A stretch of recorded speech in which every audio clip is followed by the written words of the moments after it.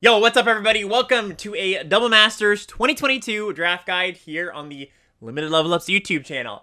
I had so many people request some Double Masters content this week on Twitter, Discord, here on YouTube. So I said I gotta give the people what they want, and here we are. We got a draft guide / draft primer for the format for people drafting at their local game stores this week. Full disclosure, I have not actually drafted the set yet because it's not out in paper or on Magic Online, but I've played with pretty much all these cards before in various contexts, and I've done a pretty comprehensive look at the set, trying to put a piece together as much as I can to bring to you before you actually sit down at the draft table, because I know this is a set full of a lot of cards that a lot of people haven't played with, a lot of people don't know the interactions, the type of archetypes that are in this set, so I'm going to try my best to try to guide you through those kind of things. Just before we get started, I did want to say, if you're watching this on YouTube, I've also uploaded this to the Limited Level Ups podcast feed, so if you want to take this on the go, you can do so, and if you're listening to this on the podcast feed, of course, and you might have already guessed that this is on the YouTube as well. So if you want the visuals to go along with your audio, you can check it there at the Limited Level Ups YouTube channel, especially because it's a lot of new cards coming at you at once. It might be good to check that out. I'm going to try my best to read out all these cards so that you know what's going on screen. But yeah, just a bunch of different options for you to consume this content in any way you want to. And last thing I want to say, just before we jump in, is if you like the content, like what's happening here, maybe learn something, hit that subscribe button, but also you can check out the Limited Level Ups Patreon if you want to support the podcast or the YouTube. Bunch of reward tiers over there, so go check that out. I'll post the link to that in the description. All right, let's get into it. I also want to say that this set, Double Masters, it looks really sweet. It's probably the most excited I've been for a draft format in like the past, I don't know, 2 years. There's so many really cool cards, a lot of really cool archetypes, a lot of cards that I've played with before in past limited formats, kind of nostalgic for at this point. So I'm personally really looking forward to drafting this set, and I hope you are too. Even if you haven't seen these cards, a lot of these cards before, I can promise you, they're really cool and fun to play with. Okay, so the way we're going to go about things today is I want to start, before we get into cards or we get into archetypes or anything like that, with some set context. What's this set all about? How did the designers design it? What are we expecting here? How do you draft it? And also, what should you expect from a Masters set? Because it's very different from, a Streets of New Capenna or a Neon Dynasty, any standard level expansion you might find on Arena. There's a lot more complexity, there's a lot more things going on, so I just want to get you up to date on that, then we'll get into some specifics. Okay, so first of all, this is a multicolor set, specifically a 3-color set. Sort of like New Capenna, except unlike New Capenna, all 10 3-color combinations are viable here. So it's not just the, Grixis, Jund, Bant, it's also Mardu, Obzon, Temur, those ones. So you've got 10 full 3-color draft archetypes to consider when you're drafting the set. That, of course, has all the implications of a multicolor set. It means you want to take fixing highly if you're playing multiple colors. It means there's going to be a lot of really powerful cards at rare. It also means there's going to be more powerful cards at common and uncommon. There's a lot of gold cards at both common and uncommon. Also, unlike Streets of New Capenna, there's a lot of gold cards at common as well. I'd say at least twice as many, which makes sense because there's twice as many archetypes you can be in, right? But of course, this doesn't mean you need to be multiple colors. You could be 2 colors, you could be 3, you could be the full 5, right? The options are there for you. It's you, up to you as the drafter to decide kind of where you want to go. And of course, we're going to get into it, but just big picture here, there's a lot of different things you could be doing in this set, and it is very colorful. The other big thing about Double Masters is, the reason it is called Double Masters is there's 2 rares in each pack. So there's going to be just more power level overall compared to a normal draft set, along with it already being a more powerful set because it is a Masters set. It would tend to be more powerful.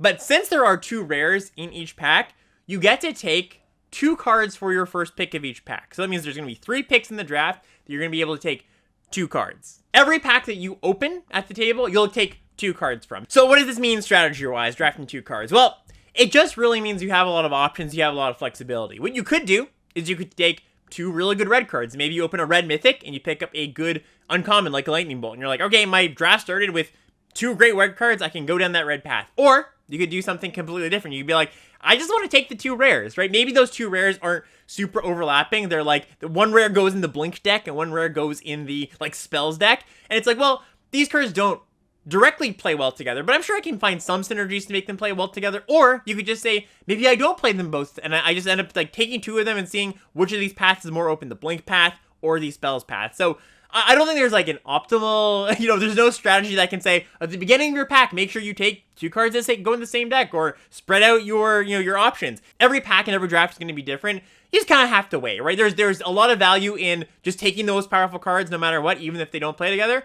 Or there's some value in just saying, hey, let me start deep in one color and I'll see what the draft, what comes to me in the draft. Okay, so a big thing about master sets is that almost all the cards in the set are just good. Now, of course, good is relative, right? When everything is good, there's going to be still some cards that are not so good. But if you just look through all the cards in a master set, you're going to be like, oh, wow, that's a pretty good card. That's a pretty good card. Like, there's not going to be any card where you're like, oh, I really don't want that thing in my deck. They've curated this set. It's a master set, for those who don't know, I haven't spelled it out, is a bunch of reprints from, sets across Magic's history, and they tend to cherry pick the best of the best, right? So what you'll see a lot of the time, too, and this just speaks to the power of the set, is they downshift a lot of cards. So uncommons become commons, rares become uncommons, rares become commons sometimes. We've got a card, Vampire Sovereign here, which is a 5-mana, 3-black, 3/5 flyer. The when it ETBs, your opponent loses 3 life, you gain 3 life. That was one of the best uncommons in its format, and now it's a common here, right? So just shows you the kind of power that's happening. So when all the cards are good, how do you navigate the draft? How do you figure out what's open? Well,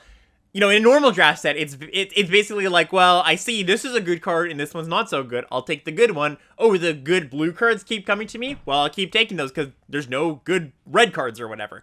That doesn't really pan out the same way in a master set because, again, all the cards are good.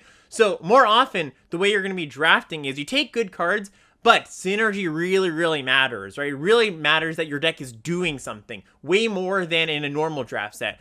I think power level generally dictates what your deck is doing in a normal draft set. You're going to go into the deck that just has the most powerful cards that you're seeing in the draft. But in a master set, while that's true, you're still going to be like, oh, I opened this good black rare and I kept getting past good black, the premium black rares and uncommons. That's still going to happen. But there's going to be a lot of times where your deck is going to maybe take in a vacuum, worse card because synergy really matters. So, for example, I just talked about Vampire Sovereign. Bloodvote Connoisseur, which is a 2 and a black 1/1 that you can sacrifice a creature to put a counter on it. That's the type of card that if I had a really, really good sacrifice deck where I just had all the pieces, I might take that over Vampire Sovereign, even though I wouldn't do that pick one, pack one. That's going to happen a lot of the time. You're going to make synergy concessions way more often than you would in a normal draft set. So just make sure your deck is doing something early on, be drafting towards a plan, right? That's a really, really big thing. And of course, when all the cards are just pretty good, you want to be picky about the cards you put in your deck. It's just like Cube, for anybody who's played Cube. You want to make sure every card in your deck fills some sort of role, and it's not just a generic card. There's a lot of times in normal limited where you're just going to be like, yeah, like, I'll play this card, it looks pretty good, it's a fine card. An example I might, shout out here is Aven Initiate, which is a 3/2 flyer for 4 mana, 3 and a blue, and it's got Embalm, which means you can exile it from your grave for 7 mana, and you get a token copy of it. So it's a 3/2 flyer for 4 that you can essentially flash back on turn 7. That's a totally fine draft card. You would put that in most of your draft decks, be pretty happy about it. Not really the case in this set, I would say. That's a little bit under the bar for what I would want. Maybe if you have a lot of self-mill and you get this for free in your grave, but it's just not a card I'm going to be that happy to put in my deck. Something else like Stormfleet Pyromancer, 5 mana for a 3/2 that when it enters the battlefield, if you attack this turn, it deals 2 damage to anything. Not a bad card by any means, but again, just a little bit under the bar for what I would expect in a Masters set. So just be picky, make sure the cards that you're drafting, make sure the cards you're putting in your deck serve some sort of purpose, have synergy with your deck, aren't just generic cards. Unless they're very, very good, right? You can get away with, well, this card's, just a generically good card if it's a good rare, or maybe like a super premium uncommon or something like that. Like a Mull Drifter might be a good example. Another really important tip for master sets is don't overvalue removal. This is a big trap that I see people falling into coming from normal limited is, again, all these removal spells in the set, they look pretty good, but there's a lot of them, and often what happens in these master sets, because they're so power loaded, right? A lot of the good creatures, or a lot of the good cards in general, generate a lot of value, right? You've got creatures that enter the battlefield and draw 2 cards, or enter the battlefield and kill a creature. So when your opponents are playing all these value creatures, you don't really need to load up on removal because you kind of get punished, right? They play a Mull Drifter and you go, all right, well, I've got this 3 mana removal spell. I guess I kill your 2/2 flyer that already drew your cards. It's just not that great. So something like Eyeblight's Ending. 2 and a black for an instant, a tribal instant. I don't think that actually matters in this set, but it's a tribal instant elf. Destroy target non-elf creature. Fine card. I wouldn't be super excited to take this early. you're gonna get removal at some point. There's a lot of it in this set. This isn't the type of card you need to prioritize. Even something like Rift Bolt, which is a pretty good card. You know, I'm not gonna talk this card down at all. 2 in a red for a sorcery, deal 3 to something, and has suspend 1 for a single red mana, which means you can exile it for a single red mana, and then next turn you get to cast it. So you can kind of put it on layaway. That's the kind of card it's like, yeah, it's a pretty darn good card. It would probably be one of Red's best commons in a normal set. And it might even be here, but it's still not a card I'm dying to first pick by any means. This is more of a middle-of-the-pack kind of card. And then there's the removal spells that, you know, we don't like even that much in regular draft sets. Something like Capture Sphere, which is 4 mana flash aura, enchant creature. When the Capture Sphere enters the battlefield, you tap enchanted creature, and that creature doesn't untap during its controller's untap step. Especially in a set where all the creatures have good abilities, not getting a creature off the battlefield is a big, big cost. Just tapping it down isn't really what you want, because there's a lot of things, especially in this, that there's a sacrifice theme which punches this type of card. A lot of the cards just have abilities, so not the kind of thing you want, and definitely not the thing you want to take, kind of thing you want to take early. I guess maybe a way I would put this is you'll pick some up, right? Don't worry too much about not having it, because you do want some. I don't want to talk it down too much. You do want some removal, just not a huge priority. Now, of course, with anything in Magic, there are exceptions, and there are removal spells in this that I do think you should prioritize, and they fall into 2 big camps. The first big camp is hyper efficient removal, and I'm talking 1 and 2 mana removal spells. When your removal spell is 1 or 2 mana, you really do feel like you're getting a good deal. You know, maybe your opponent did cast that Maul Drifter, drew 2 cards, but if you're only spending 1 mana to deal with their flyer, you don't feel so bad. It's not like you're spending 4 mana to deal with their creature that they already got value out of. So something like Lightning Bolt, Path to Exile, which is a single white mana instant, exile target creature, its controller searches their library for a basic, put it on the battlefield. Go for the Throat. 2 mana, 1 and a black, instant, destroy target non-artifact creature. Terminate. Red-black, destroy target creature, it can't be regenerated. Lava Coil, 2 mana sorcery. Lava Coil deals 4 damage to target creature. If that creature would die this turn, exile it instead. This is the kind of stuff that I'm like, yeah, okay, you know what, I'm actually okay taking this kind of stuff early. It's generically good, and it's cheap enough that I do feel like I'm going to get some sort of advantage on this, because it can take out 5 drops. It can take out good 4 drops, right? A lot of this is instant speed, so this is the kind of stuff I really want. And then the second big camp is removal with upside. So a removal spell that gives you some sort of value when you cast it. Skin Render is one of the best ones. This is a real sicko. This is uncommon. 2 black for a 3/3. When it enters the battlefield, you put 3 -1/-1 counters on target creature. So it basically kills a creature when it comes in. Something like Domestication, another really, really top uncommon. 2 blue for an enchantment aura. You control the enchanted creature. At the beginning of your end step, if enchanted creature's power is 4 or greater, you sacrifice Domestication. So it's a control magic variant. You know, if it's a big thing, or they cast a pump spell on their creature on their turn, yeah, it goes away. But 4 mana control magic, even with downside, is really good. Lightning Helix, this is the classic. Red-white for an instant, deals 3 to any target, you gain 3 life. That's a great card. Prophetic Bolt, this is another uncommon, one of my favorites. This is an instant, 3 blue-red for a instant that deals 4 damage to any target. You look at the top 4 cards of your library, you put one of them into your hand, put the rest on the bottom. Then Agony Warp. Here's a common. Here's one I want to really point out. So this is blue-black for an instant. Target creature gets -3, -0 until end of turn. Target creature gets -0, -3 until end of turn. So this is 2 separate lines of text. So you can really, you know, you can just do, okay, target creature gets -3, -3 until end of turn. That's fine.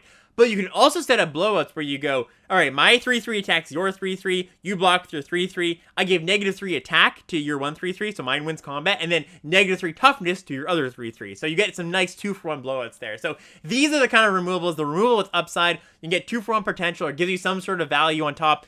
This is the kind of stuff you should prioritize. All right, so those are my thoughts on Master Sets for those who haven't drafted Master Sets before. To recap just quickly, you don't need to prioritize the medium removal that highly. Prioritize the good stuff. That is the stuff you don't want to pick up early. And also, make sure your deck is broadly synergistic. You want your cards to be working well with all the other cards in your deck. Let's move on to the other big thing about this format that I touched on, and that's mana bases and fixing. So, like I said, there's a lot of 3-color cards and 2-color cards you can cast in the set. A lot of them are powerful. You want to be able to cast them. You want to be able to make sure you have enough mana sources in your deck to cast them, pick up the fixing, pick up those lands. So just like in Streets of New Capenna, you really have to think about how likely it might be to be a 2-color deck versus a 3-color deck versus a 5 or 4-color deck. That's really going to depend on the cards you're seeing, how streamlined you are in your draft. In general, the more aggressive your deck is or your archetype, the more closer you're going to be to 2 colors, the more controlling, the more colors you can add. But let's talk about some of the tools that are available to you. So first off, we got this really interesting card called Cryptic Spires. So this is a land, and it says, as you create your deck, circle 2 of the colors below. And at the bottom of this card, there's the 5 magic mana symbols. And it says, it enters the battlefield tapped. Tap, add 1 mana of either of the circled colors. So it's a dual land, a tapped dual land, that you basically get to choose what colors it makes at the end of the draft, which is pretty cool. This is going to be a card that is in every pack. They've seeded it, so there's a Cryptic Spires in every pack. This set's also interesting because this is the only dual land at common. There's a cycle of uncommon dual lands we're going to get to in a second, but this is the only common dual land. There's no gates, there's no game lands or anything like that. So I would prioritize this card. I could even see a strategy where you just took the Cryptic Spires out of every pack for the first few picks of the draft. You know, you could even take Cryptic Spires plus a good rare for your first pick, of course. This card just leaves you so flexible, so I think this is one to keep your eye on for sure. But better than Cryptic Spires, I would say, is the Bounce Land. So if you haven't played with Bounce Lands before, these are the Ravnica Bounce Lands.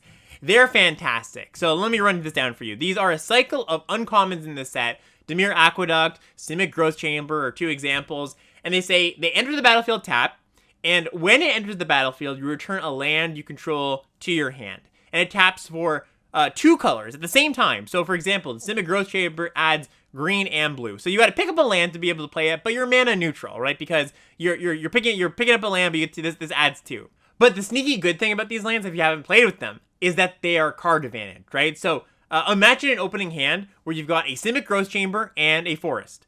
Well, in most circumstances, if that Simic Growth Chamber was just an island, that's a 2-land hand, right? But with the Growth Chamber in the hand, it's really a 3-land hand or a 3-mana source hand, right? So you get to cast your 3 drops even if you don't cast that 3rd land or don't draw that 3rd land. It's almost like you're drawing an additional land. So these are cards you should prioritize highly because they are fixing, which is very important in the set, and card advantage on a land. I would play these in a deck that I only had use for 1/2 of the mana. Like, I would play the Simic Growth Chamber in a blue-white deck because they're just that good. Back when original Ravnica came out, where these cards first appeared, you could always tell who were the experienced drafters and who were the not-so-experienced drafters, because the experienced drafters, they'd be first picking these all day. The not-so-experienced drafters, they would probably end up with none of them in their deck, right? And you just get completely wrecked because you're up a bunch of mana on your opponent. And those people who didn't have them, of course, ended up in a much worse spot because they got mana screwed more often. So don't be afraid to first pick these. They're really good. I also want to shout out Summer Bloom, which is a uncommon. It's a sorcery. 1 and a green, and it says you may play up to 3 additional lands this turn. This is a combo with the bounce lands if you have enough of them, of course, because you get to pick them up, right? And you get to replay all the lands you play. So say you had a Growth Chamber and an Aqueduct, and you had, presumably more lands on the battlefield, you could get both the Growth Chamber and the Aqueduct on the battlefield, plus play the 2 lands you picked up. So this really is an explosive combo, Summer Bloom plus these bounce lands. And you even saw this in Modern when Summer Bloom was legal. The card is now banned because this interaction is so good. You can get to 6 mana very quickly with Summer Bloom plus these lands. Aside from the lands, there's also a few other fixing options in the artifact slot, and also some colored spells that I want to touch on. Traveler's Amulet, single mana for an artifact. 1, sack the amulet. You can look in your deck for a basic land, put it into your hand. This one's kind of fine. It's not amazing. It's kind of the necessary fixing if you need it. Cold Steel Heart is one I want to point out. 2 mana for a snow artifact at uncommon. The snow part doesn't matter really in this set, but it is a snow artifact. Enters tapped, and as it enters the battlefield, you choose a color. You can tap it to add a mana of the chosen color. So this is a 2 mana rock that adds color, which is a lot of qualities you like in your fixers. 2 mana, adds a bunch of different colors, or at least not at the same time, but you can choose the colors you want. So this is probably the, if not the best, one of the best tools for decks looking to ramp. Of course, if you are lower to the ground, you're more of an aggressive, maybe more of a mid-range deck, taking turn 2 off just to play a ramp spell maybe isn't what you want to do, but in the decks that are looking to go big, or just like, a more controlling deck, this is really what you want. Its older brother, Firemind's Vessel, is a 4 mana artifact, enters the battlefield tapped. This one's also uncommon. Add 2 mana of different colors. Tap it to add 2 mana of different colors. So very similar card, going a bit bigger. Only play this card if you are casting, I would say, a lot of different colors of spells, or you're casting, maybe you're trying to cast Eldrazi's or something, or casting 8 drops or something like that. There's also some spells, of course. There's Rampant Growth. This one's a classic. 2 mana sorcery, 1 and a green. Search your library for a basic land card. Put it onto the battlefield, tapped and shuffle. Elvish Rejuvenator, it's a 3-mana, 1/1 creature, 2 and a green. Enters the battlefield, you look at the top 5 cards of your library, you put a land from among them onto the battlefield tapped, put the rest on the bottom of your library in a random order. So Rampant Growth and Rejuvenator, I think, is all you have for green fixing and ramp. Red has a few options as well. Funny enough, there's Pirate's Pillage, is the OG big score / unexpected windfall. So it's a sorcery version of those cards. 3 and a red, 4 mana for a sorcery. As an additional cost to cast a spell, you discard a card and you draw 2 cards, create 2 treasures. So that's a nice bit of filtering, fixing. We also have Fiery Fall, which is a 6 mana instant, 5 and a red. It deals 5 damage to a creature and it has basic land cycling for 1 and a red, which means you can pay the 2 mana, discard it, look through your deck for a basic land, put it in your hand. So it's a 5-color fixer as well. That's all in the set, by the way, for fixing. A cycle of lands at uncommon, 1 land at common, and these cards here. For a set that's so heavily gold multicolor, I'm actually surprised there isn't a little bit more. And I guess this is on purpose, I would imagine, so that people don't go wild and it doesn't devolve into 5-color soup, right? You have enough fixing just to play your 3, maybe 4, or maybe your 2-color deck, right? People aren't just going to be taking cards of all colors. But of course, all this means is if you do need fixing, make sure you prioritize it appropriately. Okay, so with all that out of the way, hopefully you're primed for what the set is all about. Let's move into some archetypes. As I cover these archetypes, I'm going to be covering some key cards. The way I'm going to go about it is talk about for each archetype, or for most of the archetypes, payoffs and enablers. And I'm also going to cover for each archetype, as best I can, some rares that might plug you into the archetype, or a rare that is strong enough to go into that archetype for at the beginning of your draft. Because so many drafts in this format are going to start with a good rare, maybe 2. You know, in a normal draft set, there's a lot of cards that are like, or a lot of rares that are like, yeah, that's a weird rare that maybe it's some very niche constructed card, or it's a weird commander card that isn't for me. In this set, a lot of the rares are good and playable. And I think they actually did a really good job of having rares in the set that play well in the archetypes. If you open a good 3-color rare, it usually won't lead you astray. It's usually the thing that the deck is doing. As far as archetype strength goes, just big picture before we get into it, or archetype supportedness, I was talking about how important synergy is and how you really want to build a synergistic deck.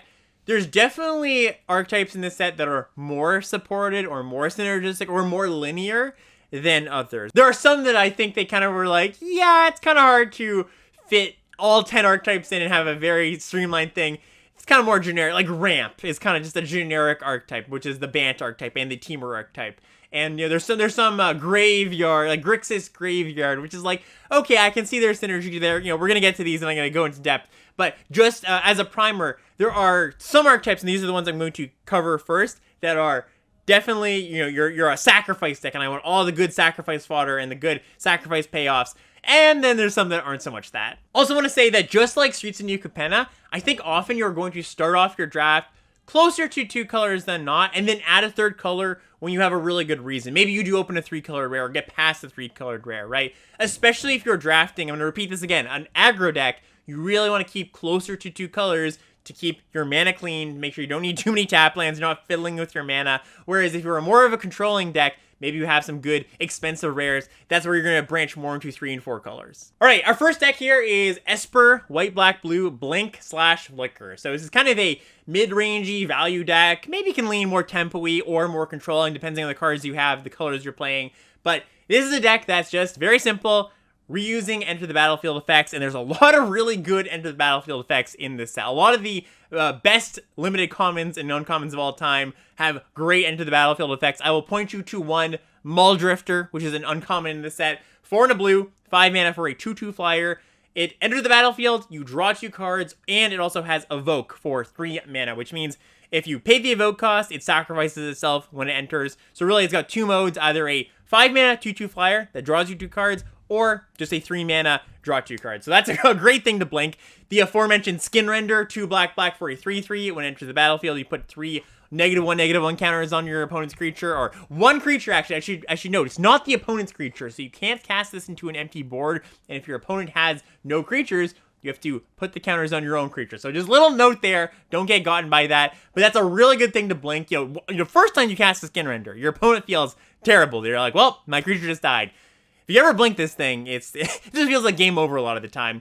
Wall of Omens, 1 and a white for a 0/4 wall. Defender enters with a draw card. Just like a nice little thing to get the game going, smooth out your draws. Decent thing to blink, if there's not a Muldrifter or a Skin Render. Psychic Symbiont. So this is another uncommon. 6 mana, 4 black blue. It's a gold uncommon, 3/3 flyer, and when it enters the battlefield, target opponent discards a card and you draw a card. So that's a really nice one. We've also got some commons down here. Lay of Sky Knight, 1 blue white for a 3/1 flyer. So just, pretty good rate. Then when it enters the battlefield, you detain a non-land permanent, which just means until your next turn, that thing, whatever you target, can't attack or can't block. So you just lock it down for a turn. Militia Bugler, nice little downshift here. 2 and a white for a 2/3 vigilance at common. When it enters the battlefield, look at the top 4 cards of your library. You can reveal a creature with power 2 or less, put into your hand, put the rest on the bottom. Aether Snipe is another one of my favorites. 6 mana, 5 and a blue for a 4/4. When it enters the battlefield, you return a non-land permanent to its owner's hand. So it's a giant mana war, basically. It also has Evoke, like Muldrifter, for 1 blue. So you can already see just a nice cast of creatures that common and uncommon that you can blink. And of course, the other part of the equation here is ways to blink things. So let's go through that quickly. So we've got Flicker Wisp, which I think is probably the best of the bunch here. 1 white for a 3/1 flyer at uncommon. When it enters the battlefield, you can exile target permanent, return that permanent to its owner's control at the beginning of the next end step. So blink one of your own things, blink one of your opponent's things, get a blocker out of the way, blink one of your lands. If you have an instant, you can untap that land. Very versatile card on just a good 3/1 flyer. This is one of the better uncommons in the set. We've got a few other things that are uncommon here. Mist Meadow Witch, 1 and a Azorius hybrid, so 2 mana for a 1/1. It's got the ability 2 white-blue, exile target creature, return that card to the battlefield under its owner's control at the beginning of the next end step. So it's just Flicker Wisp effect, but it's 4 mana. So it's a little bit of an investment, but you're definitely willing to pay 4 mana for reusing your Muldrifter or your Skin Renderer or whatever. Also, notably, just like Flicker Wisp, this can target your opponent's thing, so that's kind of nice. Get a blocker out of the way, fizzle an aura or something like that. We've also got kind of a very similar card, actually. A little bit worse, because it can't target your opponent's stuff, but Nephalia Smuggler is a single blue mana for a 1/1 at uncommon. It's got 3 and a blue, tap, exile another target creature you control, then return that card to the battlefield under your control. Notably, this one doesn't wait till the end step, so it comes back right away, if that matters at all. So yeah, very similar cards there. Another uncommon here is the one of the gold uncommons, Aether Mage's Touch, 2 blue and a white for an instant. Reveal the top 4 cards of your library. You can put a creature card from among them onto the battlefield, and it gains, at the beginning of your end step, you return that creature to your hand. So basically, you flash in a creature, maybe it eats a creature in combat, you get its ETB, you get it back to your hand so you can reuse the effect, so that's kind of cool. And then 2 commons here, really important I want to point out. First one here is Settle Beyond Reality. This is a 4 mana sorcery, 4 and a white, and it says choose one or both. Exile target creature you don't control, or exile target creature you control, then return to the battlefield under your control. So it's a removal spell, and I was saying how, you really want your removal spells to give you value of some sort in the set. This card definitely does. Imagine 5 mana, exile your opponent's best thing, blink your Skin Render, kill their other thing, or blink your Muldrifter, draw 2. Really great card. This was in Modern Horizons 1, and I think it took a little bit for this card to catch on, but once people realized, oh yeah, this is a 2-for-1 so much of the time, it really picked up steam. So this is one of the better commons for this deck. Momentary Blink is another one. This is a classic one. 1 and a white for an instant. Exile target creature you control, then return to the battlefield. So it's just, this is a classic flicker, and then it's got Flashback for 3 and a blue. And then quickly, I do want to touch on, like I said, some rares that might pull you into this deck. So Anamatu the Fate Shifter. So this is a Esper Planeswalker, 3 mana Planeswalker. Its +1 is draw a card, then put a card from your hand on top of your library. Really good with miracles, but I don't think there's any of those in this set. -1, exile another permanent you control, and then return to the battlefield, so you blink it.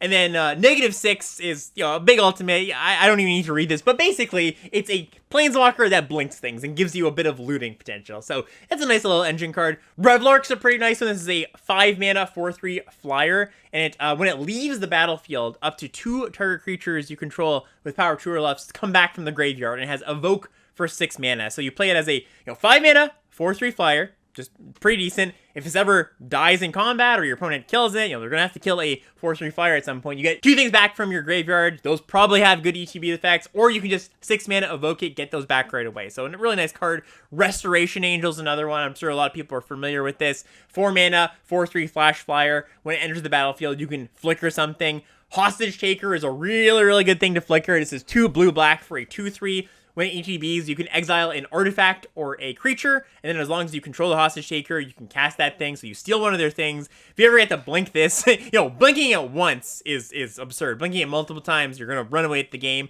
And then we have a Mythic, Emil the Blessed. So this is 2 white for a 4/4, the legendary unicorn. It has 3 exile another target creature you control, then return to the battlefield under its owner's control. Then it also has another ability. Whenever another creature enters the battlefield under your control, you can pay white or a green, and if you do, you put a counter on that creature. And then if it's a unicorn, you put 2 counters on it. I don't think there's many unicorns in this set, but like I said, you can see just from these set of rares, a lot of support for these decks are rares, right? It's very easy to open up a Restoration Angel and be like, yeah, let me just take all the good ETB effects, or an Onomatu, and be like, yeah, like I'm going into full-on Esper Blink. Also, I think you can see kind of from looking at these cards that most of them are just blue and white. There's a few black cards I mentioned, the Symbiont, the Skin Render, the Hostage Taker. But I do think this is mostly a blue and white deck. And you're going to see that a lot throughout the archetypes where, yes, there is some synergy in all 3 colors, but I think if you just stuck to 2 colors, you wouldn't be doing it too wrong. Often what's going to happen is you're blue-white, and then you get past the Hostage Taker, you open a Hostage Taker, and you're like, okay, well, I'm going to add that 3rd color because of this, or I open that Onomatu. That's a good reason to add that 3rd color.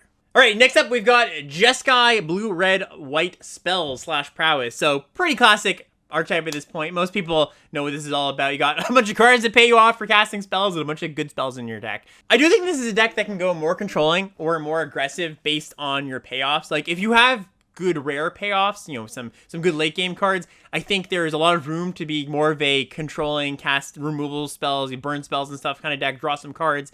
Whereas maybe if you've got more of the prowess creatures, that's going to lean you more towards being aggressive. Like, for example, Monastery Swiftspear, single red mana, 1/2 haste prowess. This is a very aggressive creature. You're not really going to want that in your like 6 creature, mostly spells deck with some good top end. That's very much an aggressive card, right? Where you're going to be playing that with other good cheap creatures and maybe some spells to complement that. Jeskai Elder falls in the same vein.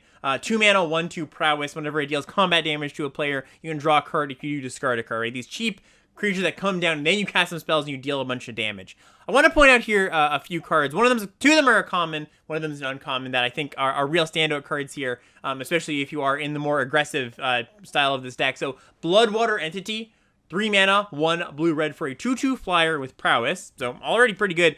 When it enters the battlefield, you can put a spell from your graveyard on top of your library, instant sorcery on top. So that's pretty powerful. This was a really nice card when the first time it was around back in Hour of Devastation.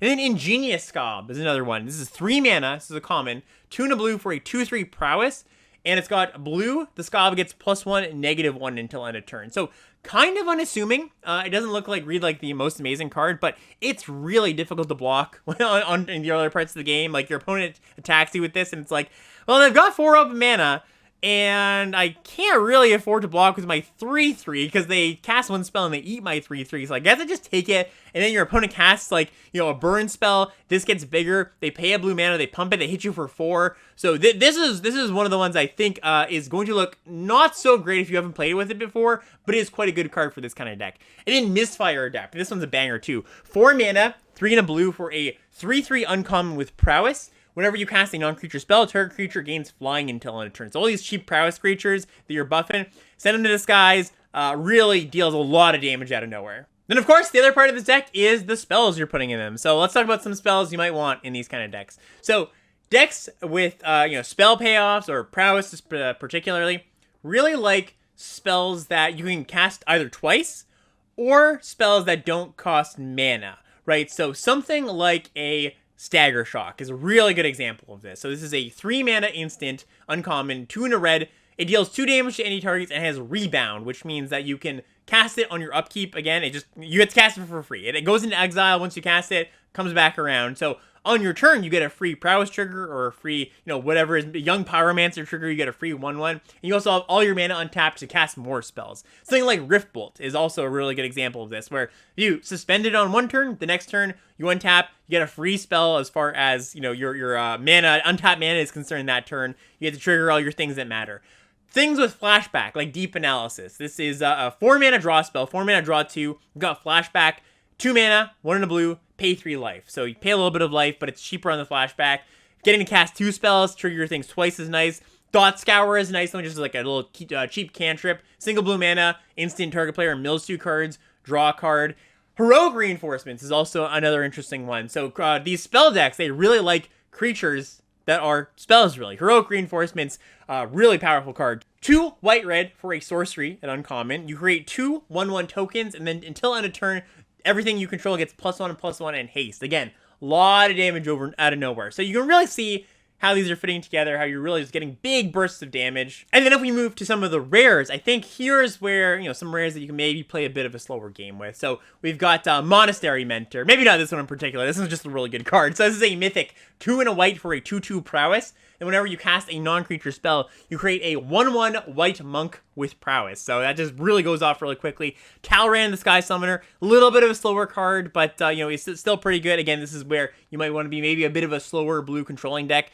4 mana, 2 blue for a 2/2. Whenever you cast a instant or sorcery spell, you get a 2/2 blue flying drake. And you got a few other things: the Staple of the Ring, Alesha of the Infinite, Jeskai Ascendancy. So all these cards that, you know, in somewhere on the spectrum push you towards more controlling or a little bit less controlling, right? And I think more often than not, you'll probably be aggressive in this deck. But again, look out for those rares, look out for the times when you do have good reasons to either splash a third color or the reasons that you have to, you know, play a little bit of a longer game. All right, next up, we've got Mardu Sacrifice, red, white, black. So this is a fan favorite, Aristocrats as it's known sometimes. So whole idea here is you got a bunch of little cheap sacrifice foddery things, and you sacrifice them to your sacrifice outlets that give you value, and you kind of just grind the opponent out. So I think one of the marquee cards, and when people think about Aristocrats Sacrifice, they think about is Blood Artist. We've seen this effect multiple times throughout the years, but this is one of the OGs. So this is 1 and a black, uncommon. It's an 0/1. When a Blood Artist or another creature dies, target a player loses a life and you gain a life. So you can really deal a lot of damage with this thing. And notably, in recent years, they have made this effect, you know, when one of your creatures dies. This one's when anything dies. So kill one of your opponent's creatures, they get drained. Something trades in combat, 2 things die, there's 2 drains there. So really great card for this deck. And then we've got some sacrifice outlets here. Some creatures that like small creatures to play with. So we've got Dark Dweller Oracle. This is a rare that was shifted down to common here. This was originally a rare in M19. 1 and a red for a 2/2, Goblin Shaman. 1 sack a creature, you can exile the top card of your library, you can play it this turn. We got Fireblade Artist, this is from Ravnica Allegiance. Black-red for a 2/2, haste at the beginning of your upkeep, you can sacrifice a creature, and when you do, it deals 2 damage to an opponent or a planeswalker. Cartel Aristocrat, white-black for a 2/2, sacrifice another creature, the Aristocrat gains protection from the color of your choice until end of turn. And then Bloodflow Connoisseur, this is a 3 mana 1/1, sack a creature, put a counter on Bloodflow Connoisseur. And of course, with all these good sacrifice outlets, you want to have some good sacrifice fodder. So there's some decent stuff running around. I'm not going to go through it all, but just some of the ones that I picked out here. Doom Traveler, 1 mana for a 1/1. When it dies, you get a 1/1 flyer. Carrier Thrall, 1 and a black, 2/1. When it dies, you make a 1/1 colorless Eldrazi Scion token, and it has sacrifice this creature. You add a colorless to your mana pool. And Call of the Feast. So this is a nice one. This is an uncommon shifted down to common. 2 white-black for a sorcery. You make 3 1/1 white vampire creature tokens with lifelinks. So, you know, for 1 piece of cardboard, you get 3 things to sacrifice, which is a really good deal. And some rares that might play into this deck. Judith, the Scourge Diva, 3 mana, 2/2, 1 black, red. Your creatures get +1/+0, and then whenever something you control dies, Judith deals a damage to any target. And then a weird one you might not think of in a sacrifice deck is Greater Gargadon. So this is a 10 mana 9/7. It's got suspend 10 for a single red mana though. And when it's suspended, you can sacrifice an artifact, creature, or land, remove a time counter from the Gargadons. So imagine you suspend this thing on 1, you play a bunch of tokens, maybe this comes off as early as turn 5, it's got its giant hasty 9/7. For those you don't know, suspend creatures come off the stack with haste. That's part of suspend as an ability. So it's also really good. Blanks all your opponent's removal in some way, right? They go to remove your thing, you go, all right, take a counter off my Gargadon. Gargadon, also a card that, if you have not played with this before, probably a little bit better than it might look. So, yeah, there's a few other things in there, too, for the Sacrifice deck, but these are 2 that really drew my eye. Really fun deck. I really enjoy playing this style of deck, and I think it is one of the more supported archetypes in the set. All right, next up, we've got red, white, green, Heroic. So, Heroic is an ability that says, whenever you cast a spell that targets this creature, it's on creatures, something happened. So we saw this originally in Theros. It came back sort of in Theros Beyond Death. And we kind of just have the greatest hits of all those cards here. This is the deck that I would definitely recommend. Try to stick to 2 colors unless you have a really good reason to be a 3rd color, because this is probably the most aggressive deck, or at least the deck that wants mana to be the most consistent. It's a classic creature plus combat trick deck, right? You really don't want to be messing around with tap lands too often. You don't want to be splashing too often. A few good ones. 10th District Legionnaire is a common red-white 2/2 haste. whenever you cast a spell that targets the Legionnaire, you put a counter on the Legionnaire and you scry 1. We've got Wingsteed Rider as another really good one back from original Theros. This is a 3-mana 2/2 flyer, 1 white, and when you target it, you put a counter on it. A lot of these are when you target it, you put a counter on it. Labyrinth Champion is an uncommon here where it was a rare before. 3 in a red for a 2/2. Whenever you target it, you deal 2 damage to anything. We've also got kind of a weird one. This is Gnarled Back Rhino. This is, I think, from a Planeswalker deck. I don't think it was ever in a real set. So this is 2 green for a 4/4 trample. Whenever you cast a spell that targets the Rhino, you draw a card. So the way I think I'm seeing this deck is you're gonna be red-white or green-white all the time. Again, you're not going to be adding that third color very often. So those are some of the best heroes, the best things to target. Let's look at some other things. So not a hero by name, but the prowess creatures that I mentioned before. Monastery Swiftspear, Seeker of the Way, which is one I didn't mention before, but is really good. 2 mana, 1 and a white for a 2/2 prowess. Whenever you cast a non-creature, Seeker gains lifelink until end of turn. These are kind of heroic creatures, like not exactly, but they play well with combat tricks, so they're going to be cards that you're happy to have in a heroic deck. And then here's an interesting one, Livewire Lash. It's an equipment, 2 mana, equip 2. The equipped creature gets +2/+0 and has, whenever this creature becomes this target of a spell, this creature deals 2 damage to any target. So kind of like that, the Labyrinth Champion, except your opponent's stuff targets this thing too, or your opponent's stuff triggers this thing too if they cast a removal spell. So those are our heroes / good things to target. What are we targeting with them? Well, here are some of the better spells. We've got Travel Preparation, and this is just, oh man, if you've not played with Travel Preparation, get ready for this. So this is an uncommon sorcery, 1 in a green. Put a +1/+1 counter on each of up to 2 target creatures. Flashback 1 in a white. So you get 4 counters out of this card for 4 mana. Spread around however you want. Of course, that's 4 heroic triggers. So this one's a real awesome one. Speaking of real awesome, Rancor. Single green mana, aura, uncommon. Enchanted creature gets +2/+0 and has trample. Then whenever the Rancor is put into a grave, you return it to your hand. So it's this aura that pushes through just, your creatures turn after turn after turn. You suit up your 3/3. They go, I guess I blocked your 5/3 trample. Your Rancor goes back to your hand. You cast it on your other creature. You get a heroic trigger maybe, right? These 2 uncommons I think are just the absolute most premium ones for this deck. We've also got God is Willing, a protection spell, single white mana instant. Target creature you control gets protection from the color of your choice. You scry 1. Ambuscade, kind of a bite spell, which is nice because it does trigger your heroic. So 2 and a green for an instant. Target creature you control gets +1/+0 until end of turn. It deals damage equal to its power to your target creature an opponent controls. Then we've got Martial Glory. So this is red-white for a common instant. Target creature gets +3/+0 until end of turn. Target creature gets +0/+3 until end of turn. So you can cast this as a +3/+3, or you can move it around, give you 2 heroic triggers. Kind of nice. Anything that gives you 2 heroic triggers, I think, is pretty high value in this deck. I just realized Martial Glory is kind of like a reverse Agony Warp. That's kind of funny. So yeah, this is there's a good suite of things to target your creatures with. So again, I do want to stress that 2 colors is going to be your default for this deck.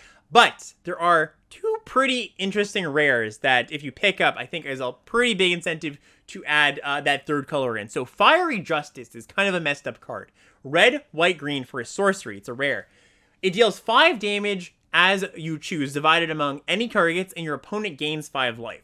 So, your opponent gains 5 life is a downside, but for the benefit of being able to go 3 mana, kill your 2/2, kill your 3/3, or kill your 2/2, kill your 3/1/1s. Wipe their field in the early game a lot of the time. Or just, kill a 5-drop for 3 mana. That's not the worst. But of course, the cool thing in the heroic deck is you can go 3 damage to your 3-drop, your 3 toughness 3-drop, and I deal 1 to my creature or 1 to my creature, right? So I get 2 heroic triggers and I kill your thing. So Fire Justice, this is a card I would, add some additional mana sources to my deck. If I'm red-white, get some green in there. And Earl the Miststalker. So this is a mythic 2 red, white, green, 5/5 hexproof. And it says Earl the Miststalker gets +2/+2 for each aura attached to it. So nice little thing to attach some auras. Attach a Rancor too, really nice. So these are some considerations. I would say even if you have a really good heroic deck, like really low to the ground, you got a bunch of Swift Spears and a bunch of good 2-drops, maybe don't even consider these cards because as good as they are, good mana is important too.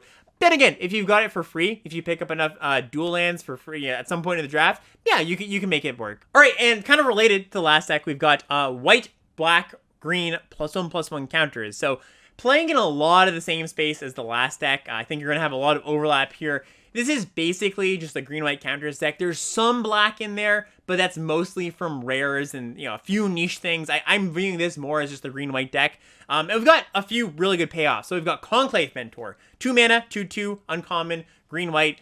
If one or more +1/+1 counters will be put on a creature, you put that many +1. I always hate this wording for this kind of card. Is always +1/+1, +1/+1. But basically, if you put a counter on something, you get an additional 1. You put 2 counters on something, you get 3 instead of 2. And then when the mentor dies, you gain life equal to its power. So a nice little signpost uncommon here. We also got Obzon Falconer, 2 and a white for a 2/3 with Outlast for a single white mana, which means you can tap it, pay a white at sorcery speed to put a counter on it, and it says each creature you control with a counter on it, with the +1/+1 counter, has flying. So really, another really good payoff.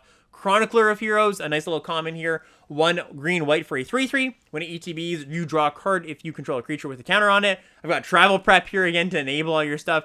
There's not too much in black that really draws you into this deck, but it looks like it's like a good aggro deck that ties in with the heroic stuff. If you do open up some of the Obzon rares, again, maybe you can add a third color there. Obzon Ascendancy is a really nice one. Gave, Guru of Spores is another really good one. Hardened Scales is in this set too, by the way. This is a single green mana. Maybe some of you who play Constructed know this. It's got the Conclave Mentor ability. I'm not going to read it out again, but it adds more counters on top of your counters. So yeah, I don't see this as like a super strong archetype where there's a bunch of support. But if you do end up in this space, maybe you end up with all the Conclave Mentors or all the Obzon Falconers. So there's definitely room for a good deck here. All right, now we move into some of the lesser defined archetypes, I would say. We've got Sultai, blue, green, black. Sultai Graveyard, or Big Graveyard is what they're calling it. I think the best thing this deck can say for itself is it's probably the best home for Spider Spawning, which is one of the all-time great limited build-arounds. This is 5 mana, 4 and a green for a sorcery at an uncommon. Create a 1/2 green spider creature token with reach for each creature in your graveyard.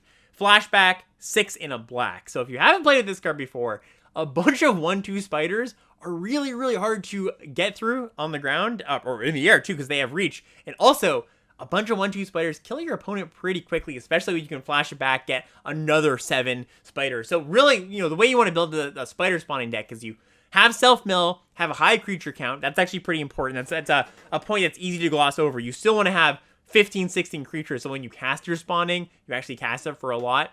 And the nice thing about this too is you can mill it and you can still flash it back, or you don't have to draw it. You can mill down to, 10 cards and you'll be able to see it.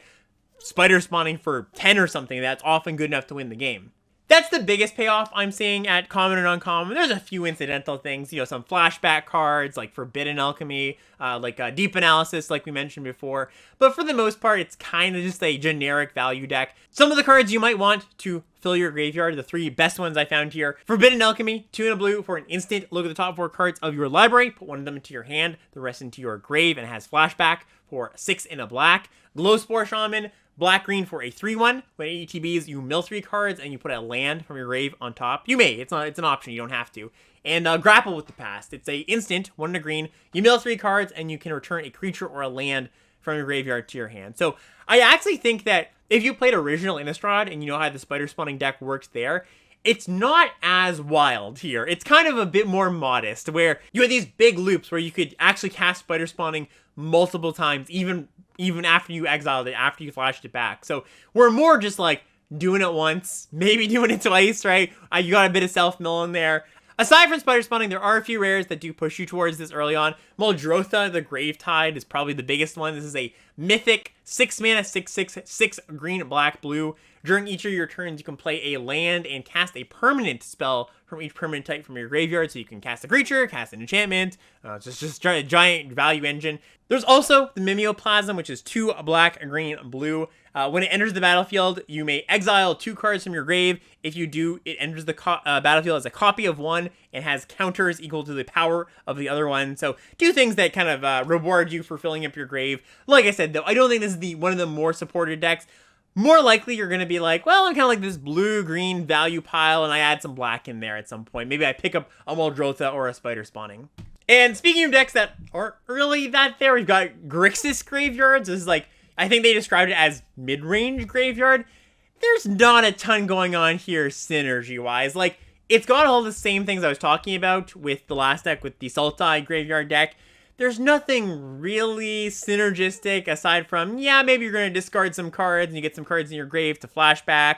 You got Sidrax's Spectre here, which is blue, red, black for a 3/2 flyer. When it deals damage to an opponent, they discard a card, and it's got Unearth for 1 in a black, which means you can bring it back from your graveyard for 1 turn, it gains haste, and then you exile it. So there's like some stuff going on there. The biggest sign to me that there's not like super synergistic stuff going on is one of the rares, or all of the rares actually, don't really speak to any particular thing. Like we've got a really old reprint here, Phyrexian Tyranny. Red, black, blue for an enchantment at rare. Whenever a player draws a card, they lose 2 life unless they pay 2. So really odd card. This also affects you. So I don't even think this is a card you really want in your deck. And then often I think you're going to end up in these colors if you just open up a pretty good rare or mythic. Nicol Bolas, Godpharaoh is in this set, really good planeswalker. Thraxamunder, Cedrus, the Trader King. Like, there's the synergies there, right? Like I was just talking about getting a bunch of stuff in your graveyard with self-mill. It can certainly happen, but not like a thing where you should expect to be like, well, I open up this awesome Grixis rare, let's see what it's doing. Well, Thraxamunder is just kind of a value creature, and Bolas is just a good planeswalker. More of a maybe Grixis control-y space, I think is maybe where you're going to lean into with this.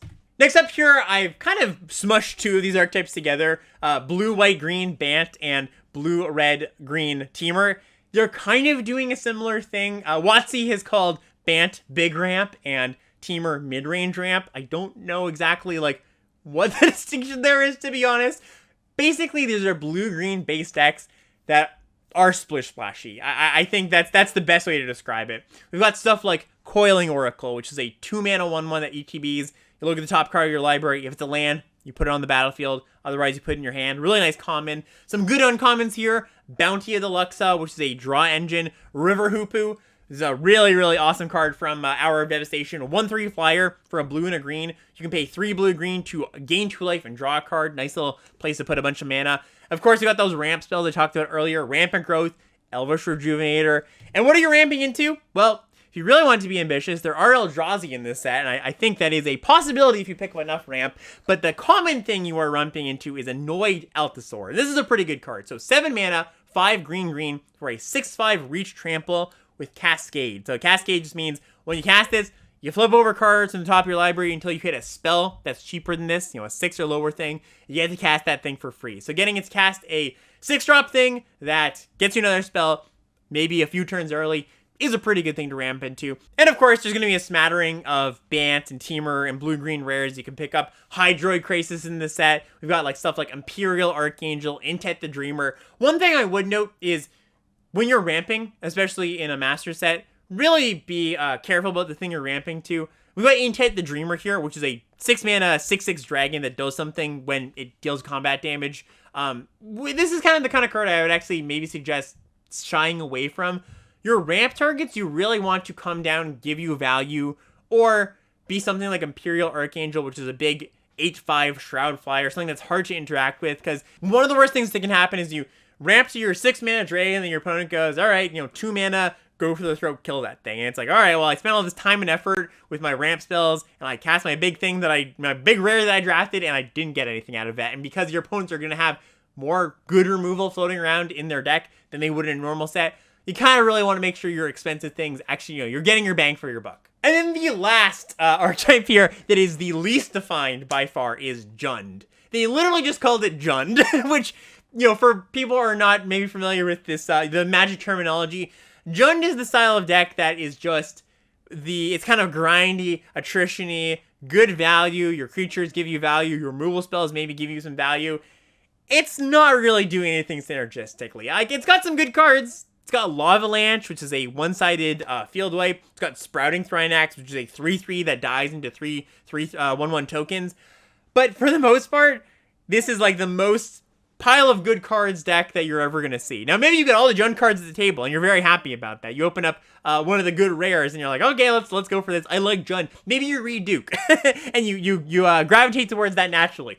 Totally fine. Just know you're going to be a lot less synergistic than any of your opponents. There's some sacrifice stuff going on, and you can make of it what you want, right? Because it's going to be very much, if you have maybe some red-black sacrifice stuff in there, you add some green, yeah, sure, you make some nice synergies. Maybe you've got some like green-black graveyard stuff going on. I'm not sure. I just know that inherently there's a lot less stuff baked in here into the card file. So just be aware of that. And that's it. Thank you for watching, or thank you for listening, everybody out there. I will say once again, if you like this, consider supporting on Patreon, patreon.com/limitedlevelups. Again, I'm going to post that link in the description. It's in the show notes as well if you're listening along. And good luck on your drafts. I really hope you do well, open some sweet cards, and we'll see you next time.